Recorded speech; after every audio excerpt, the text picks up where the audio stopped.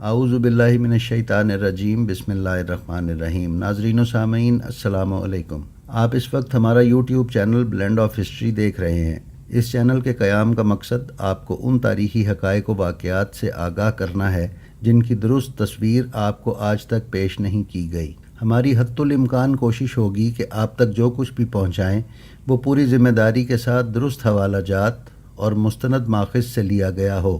ہم اور ہماری ٹیم دن رات تاریخ کے منفرد واقعات کی کھوج میں سرگرداں ہیں تاکہ تاریخی نوادرات کو آپ کے اذہان و قلوب کی زینت بنایا جائے۔ ہم آپ کے اطمینان کے لیے عرض کرتے چلیں کہ ہماری ہر ویڈیو خالصتاً ہماری ٹیم کی ذاتی تحقیق اور کاوش کا نتیجہ ہے۔ آپ کی دلچسپی کے پیش نظر ہم انشاءاللہ اسلامی تاریخی واقعات کے ساتھ ساتھ سماجی اور ثقافتی واقعات بھی پیش کرتے رہیں گے۔ آپ سے گزارش ہے کہ کمنٹ کر کے اپنی قیمتی آراء اور مشوروں سے ہمیں نوازتے رہیں۔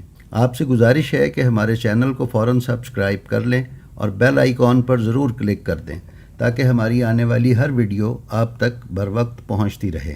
آج کے پروگرام سے ہم اپنے اس سلسلے کا آغاز کر رہے ہیں۔ اس پروگرام میں ہم آپ کی خدمت میں امام محمد تقی الجواد علیہ السلام کے 8 سال کی عمر میں سلطنت عباسیہ کے مفتی اعظم اور قاضی القضاء یعنی چیف جسٹس یحییٰ بن اقسم کے ساتھ ہونے والے دلچسپ مناظرے کی تفصیل بیان کریں گے۔ تو آئیے چلتے ہیں مناظرے کی طرف۔ جب امام رضا علیہ السلام کی شہادت ہوئی تو مامون مدینہ آیا اور امام محمد تقی الجواد علیہ السلام کو اپنے ساتھ بغداد لے گیا۔ اس نے مشاہدہ کیا کہ امام محمد تقی الجواد بالکل اپنے والد کی طرح علم و فضل کے بلند ترین مقام پر فائز ہیں۔ اس لیے اپنی سابقہ سیاسی چال کو برقرار رکھتے ہوئے اس نے اپنی بیٹی ام الفضل کا نکاح امام محمد تقی علیہ السلام کے ساتھ کیے جانے کا سرکاری اعلان کروا دیا۔ اس سے پہلے وہ امام رضا علیہ السلام کو اپنی اسی سیاسی حکمت عملی کے تحت اپنا ولی عہد مقرر کر چکا تھا اور اپنی بڑی بیٹی ام حبیبہ یا ام حبیب یا باروایت اپنی بہن کا نکاح ان کے ساتھ کر چکا تھا۔ اب جب کہ امام رضا علیہ السلام کو وہ راستے سے ہٹا چکا تھا تو اس نے وہی چال امام محمد تقی الجواد علیہ السلام کے ساتھ کھیلی اور امام محمد تقی علیہ السلام کو اپنی بیٹی ام الفضل کے ساتھ شادی کی پیشکش کی، جس پر مامون کے خاندان کے افراد اور عمائدین نے سخت اعتراض کیا۔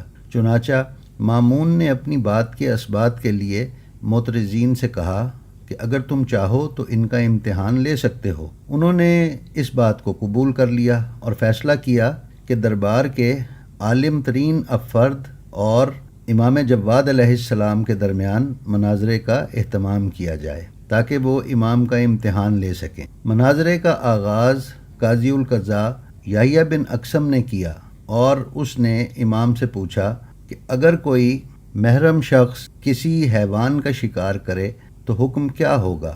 آپ نے اس کے جواب میں ارشاد فرمایا، اے یحییٰ، تمہارا سوال بالکل مبہم ہے۔ یہ شکار ہل میں تھا یا حرم میں؟ شکار کرنے والا مسئلے سے واقف تھا یا ناواقف؟ اس نے عمدن اس جانور کا شکار کیا تھا یا سہون؟ وہ شخص آزاد تھا یا غلام؟ کم سن تھا یا بالغ؟ ایسا اس نے پہلی مرتبہ کیا تھا یا اس سے پہلے بھی ایسے کر چکا تھا؟ شکار ہونے والا جانور پرندہ تھا یا کوئی اور جانور؟ چھوٹا تھا یا بڑا؟ شکاری اپنے فعل پر اصرار رکھتا ہے، یعنی کیا وہ دوبارہ شکار کرنا چاہتا ہے یا وہ اس پر پشیمان ہے؟ اس نے یہ شکار رات کو چھپ کر کیا تھا یا اعلانیہ طور پر دن کی روشنی میں؟ اس کا احرام عمرہ کا تھا یا حج کا؟ جب تک یہ تمام تفصیلات نہ بتائی جائیں اس وقت تک اس مسئلے کا کوئی معین حکم نہیں بتایا جا سکتا۔ یحییٰ بن اقسم کے چہرے پر شکستگی کے آثار پیدا ہو گئے جن کا تمام دیکھنے والوں نے اندازہ کر لیا۔ اب اس کی زبان خاموش تھی اور وہ کچھ جواب نہیں دے پا رہا تھا۔ مامون نے امام جواد علیہ السلام سے عرض کیا کہ آپ ہی ان تمام شکوں کے احکامات بیان فرما دیجئے تاکہ ہم سب کو اس کا علم ہو جائے۔ امام نے تفصیل کے ساتھ تمام صورتوں کے جداگانہ جو احکام تھے بیان فرما دیے۔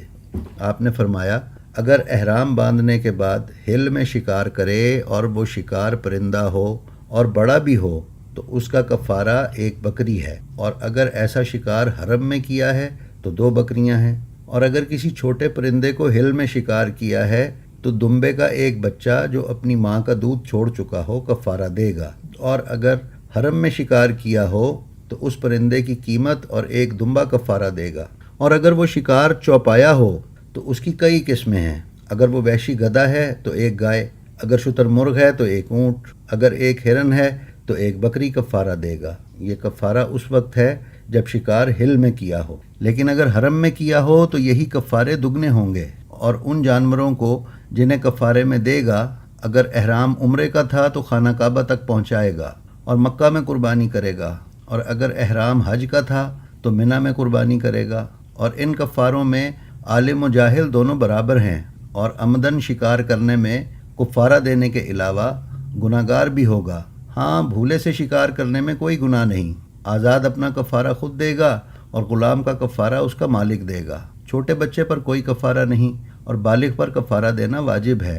اور جو شخص اپنے اس فعل پر نادم ہو وہ آخرت کے عذاب سے بچ جائے گا، لیکن اگر اس فعل پر اصرار کرے گا تو آخرت میں بھی اس پر عذاب ہوگا۔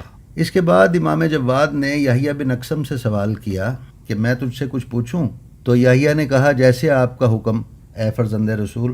آپ نے فرمایا اے یحییٰ، اس شخص کے بارے میں کیا کہتے ہو جس نے صبح کو ایک عورت کی طرف نظر کی تو وہ اس پر حرام تھی، دن چڑھے حلال ہو گئی، پھر ظہر کے وقت حرام ہو گئی، عصر کے وقت پھر حلال ہو گئی، غروب آفتاب پر پھر حرام ہو گئی، عشاء کے وقت پھر حلال ہو گئی، آدھی رات کو حرام ہو گئی، صبح کے وقت پھر حلال ہو گئی۔ بتاؤ ایک ہی دن میں اتنی دفعہ وہ عورت اس شخص پر کس طرح حلال و حرام ہوتی رہی؟ امام کی زبان سے اس سوال کو سن کر قاضی القضاء یعنی چیف جسٹس یحییٰ بن اقسم مبہوت ہو گیا اور کوئی جواب نہ دے سکا، اور انتہائی عاجزی کے ساتھ کہا فرزند رسول آپ ہی اس کی وضاحت فرما دیں۔ امام نے فرمایا وہ عورت کسی کی کنیز تھی، اس کی طرف صبح کے وقت ایک اجنبی شخص کی نظر کی تو اس کے لیے وہ حرام تھی، دن چڑھے اس نے وہ کنیز خرید لی تو حلال ہو گئی، ظہر کے وقت اس کو آزاد کر دیا وہ حرام ہو گئی، عصر کے وقت اس نے نکاح کر لیا پھر حلال ہو گئی، مغرب کے وقت اس سے زہار کر لیا تو پھر حرام ہو گئی، عشاء کے وقت زہار کا کفارہ دے دیا تو پھر حلال ہو گئی، آدھی رات کو اس شخص نے اس عورت کو طلاق رجعی دی جس پر وہ پھر حرام ہو گئی، اور صبح کے وقت اس طلاق سے رجوع کر لیا تو حلال ہو گئی۔ اہالیان دربار اور عباسی علماء نے آپ کے علم کا اعتراف کیا، اور مامون نے کہا کہ میں اس نعمت پر خدا کا شکر ادا کرتا ہوں کیونکہ جو میں نے سوچا تھا وہی ہوا۔ تو سامعین و ناظرین، آپ نے دیکھا کہ حقیقی حجت خدا عمر کے چاہے جس بھی حصے میں ہو، حق اس کے ساتھ ہوتا ہے، اور فریق مخالف جتنا مرضی زور لگا لے، حق کے آگے اس کا بس نہیں چلتا۔ اگر آپ چاہتے ہیں کہ اسی طرح کی نادر اور قیمتی ویڈیوز آپ کو متواتر ملتی رہیں تو ہمارے چینل کو سبسکرائب کر لیں اور بیل آئیکن پر کلک کریں۔ فی امان اللہ۔